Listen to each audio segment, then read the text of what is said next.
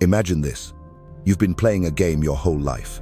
Waking up, working hard, chasing success, trying to win. But what if the game was never meant for you to win?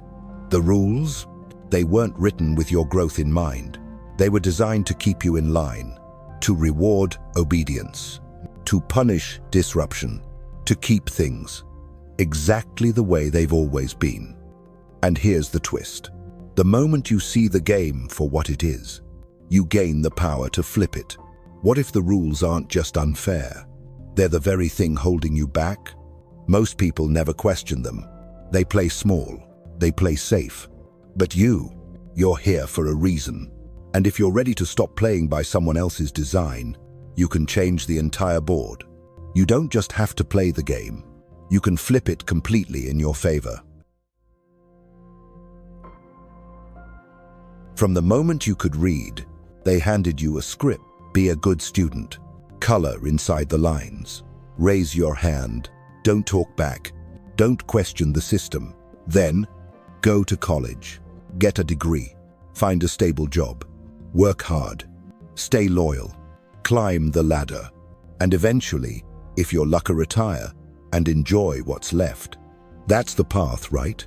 That's what they said success looks like. But here's what they didn't say. That script? It was written for a different world, one that no longer exists.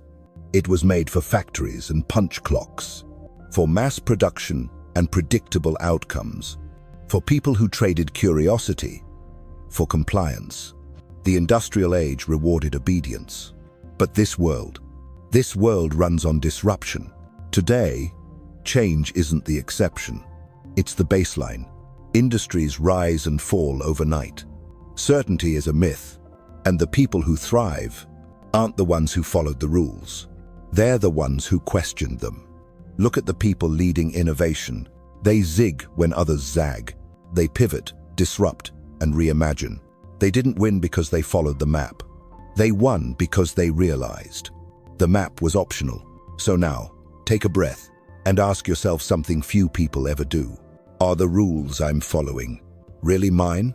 Or were they handed to me by family, by school, by society without ever being questioned? Because that one question can be the beginning of your own revolution.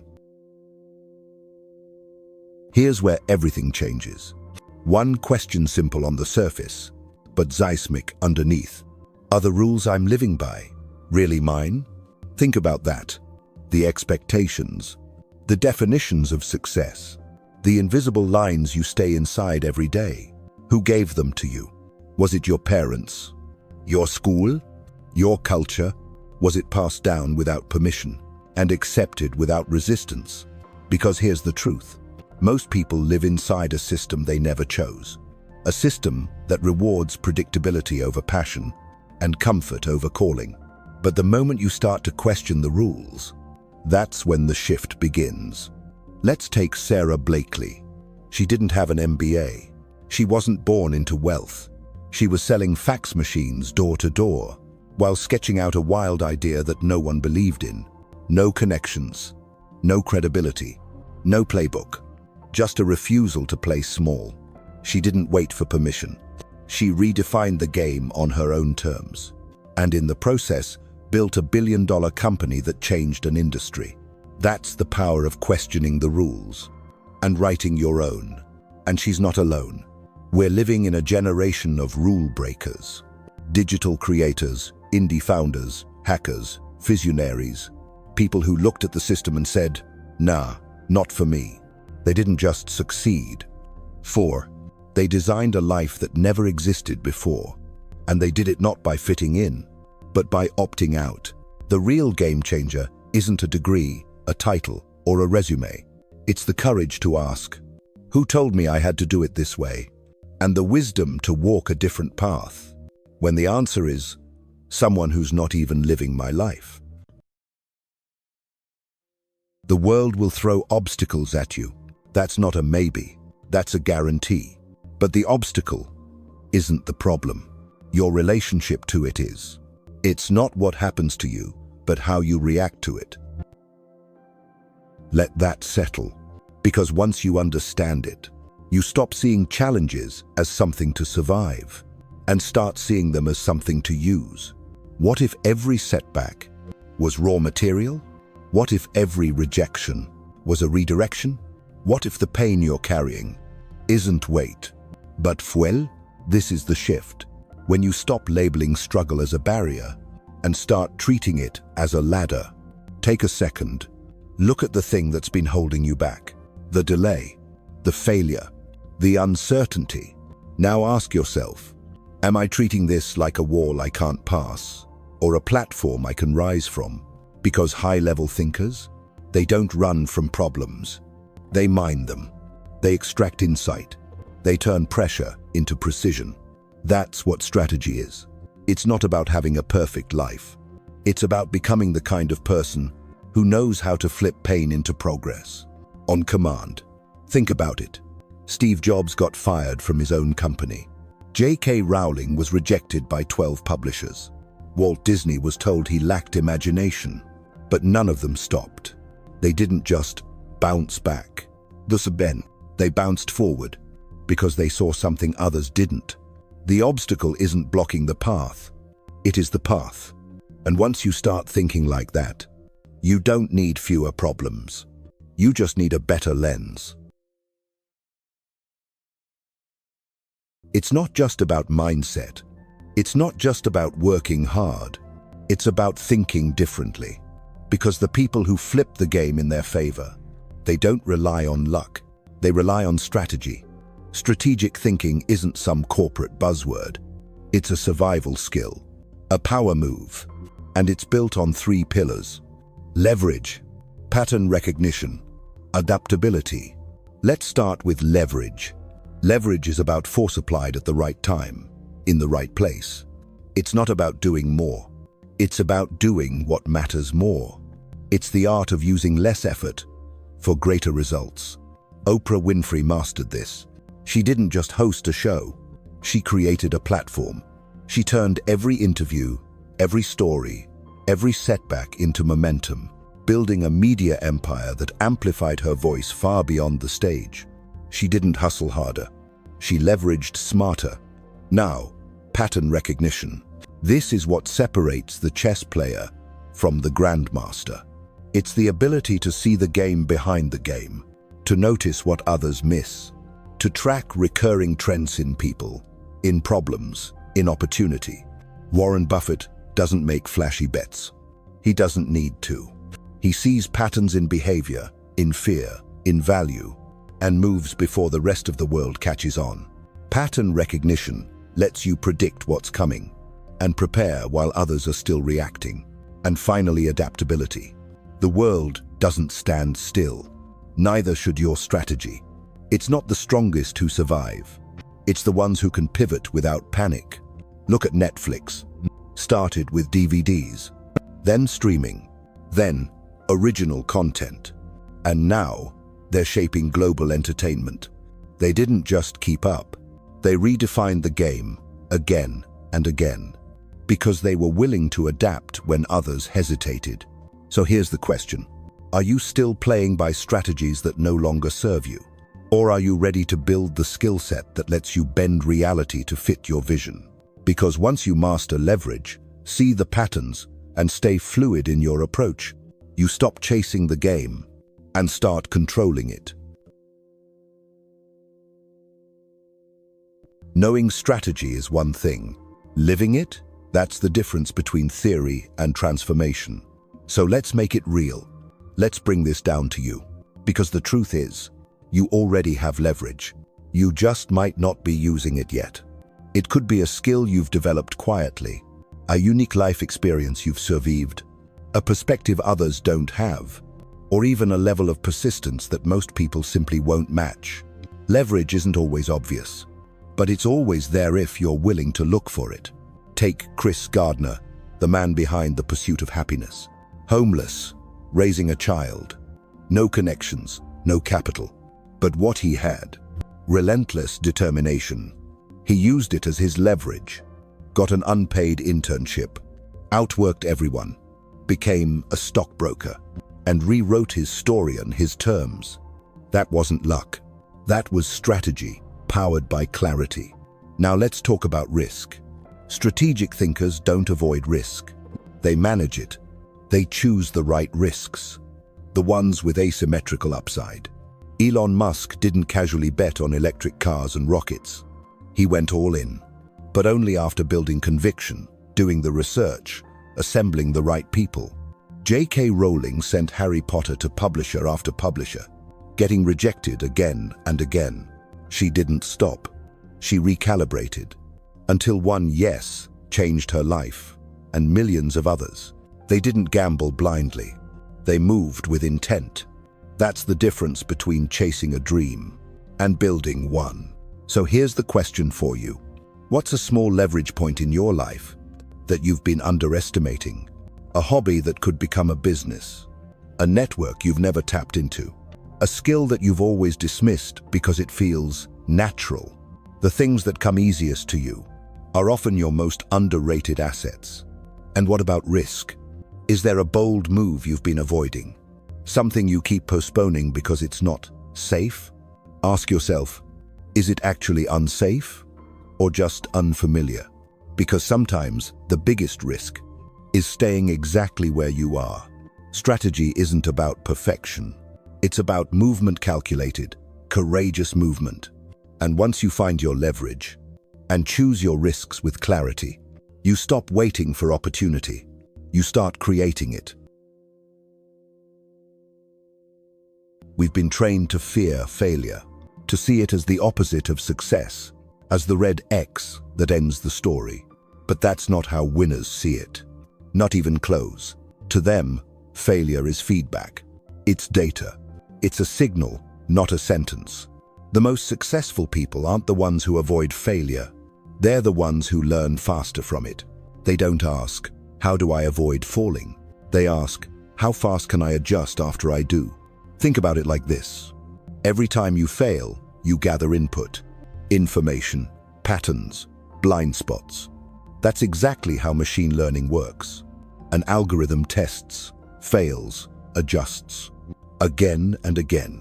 Each failure sharpens the output. Each mistake makes the system smarter. Now apply that to your life. You pitch an idea and it falls flat. That's not the end. That's data. You revise, you refine, you sharpen the next one. You try a habit. You break it after 3 days. That's not weakness. That's feedback. You rework the system.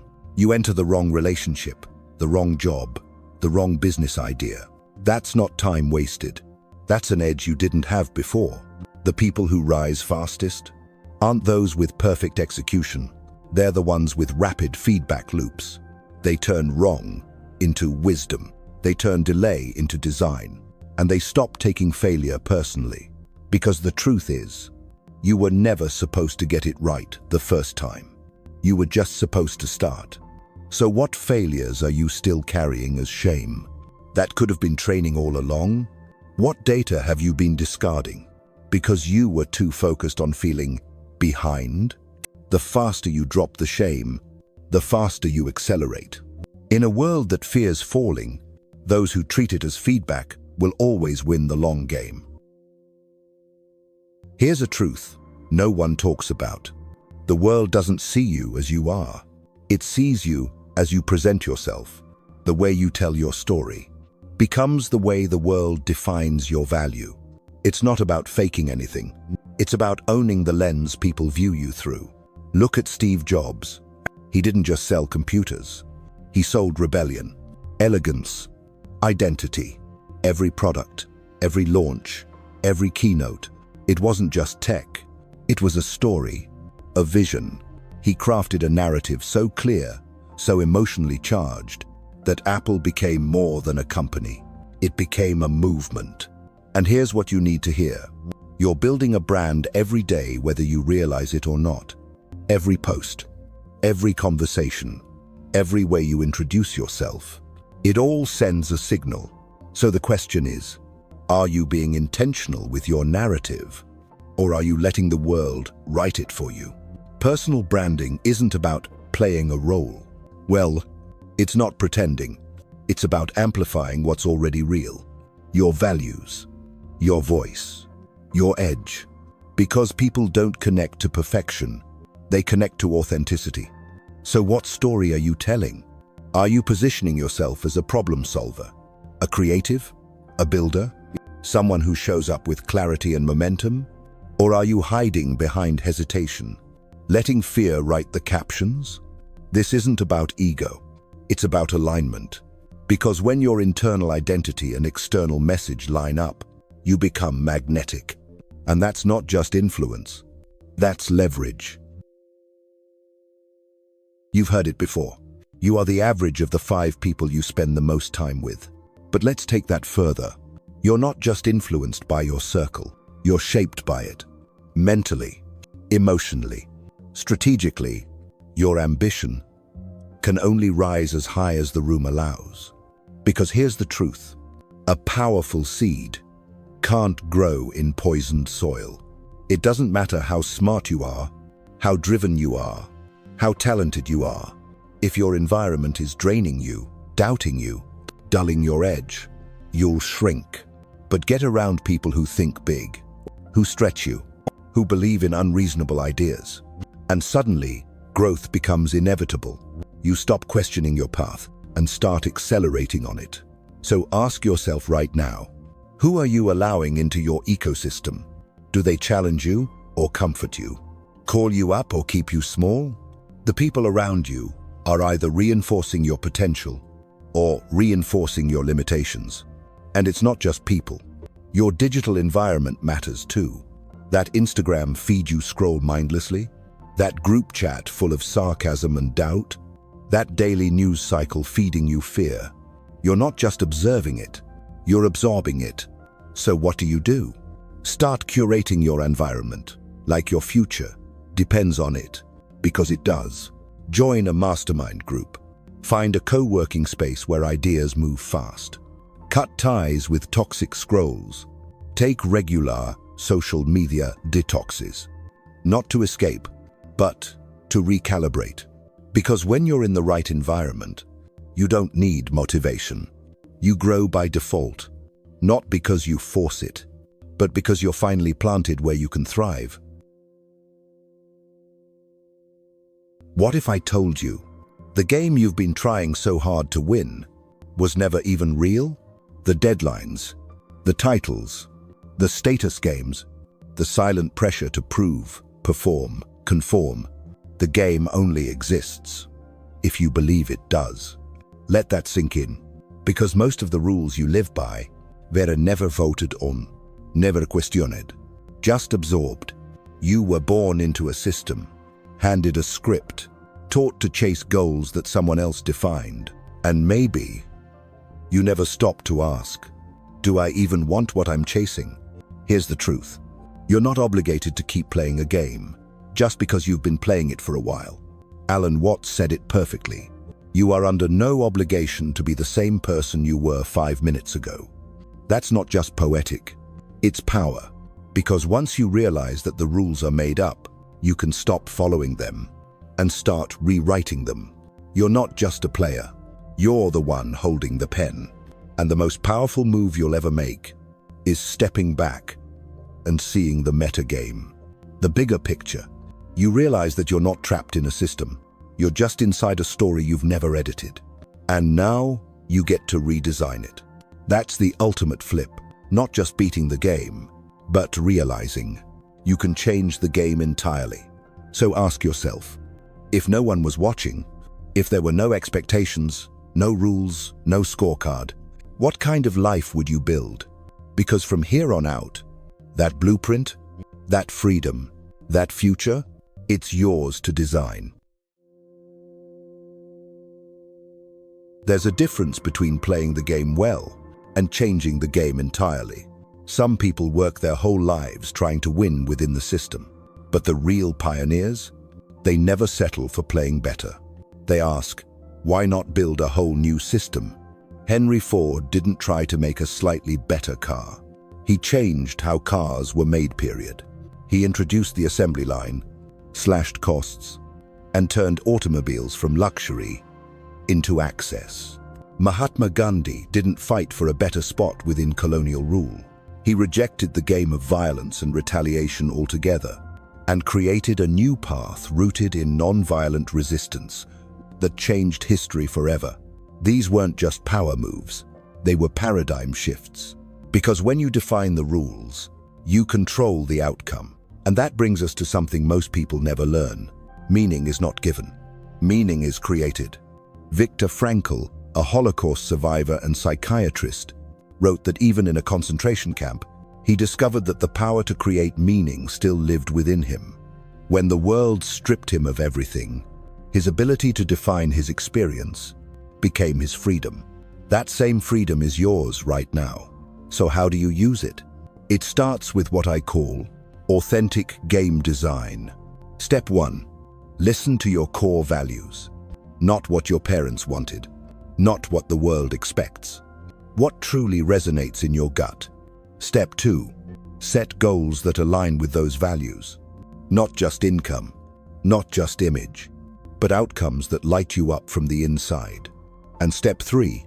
Redefine success based on wholeness, not comparison. Don't measure your life by someone else's scoreboard. Design a game you want to wake up and play every day.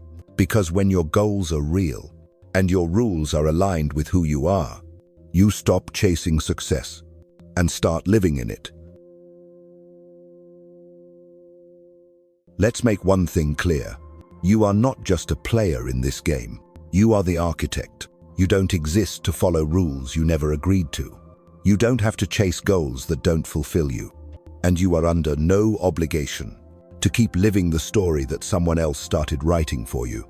Everything you've heard up to this point about strategy, leverage, narrative, mindset, it all leads here, to this one moment of truth. Will you keep playing by the old rules or start crafting your own? Because the real win isn't about beating someone else's system. It's about realizing you never needed their scoreboard to begin with. You can reshape the frame, rewrite the definitions, build a life that reflects who you really are, not who you were told to be. So what now? You already have the tools. Your story, your voice, your vision, and now your permission to break the script, to challenge the structure, to become the author, not the actor. The game isn't fixed. It's flexible, and the board is yours to design. So here's your final move. Close the rule book, pick up the pen, and write the story you were actually meant to live.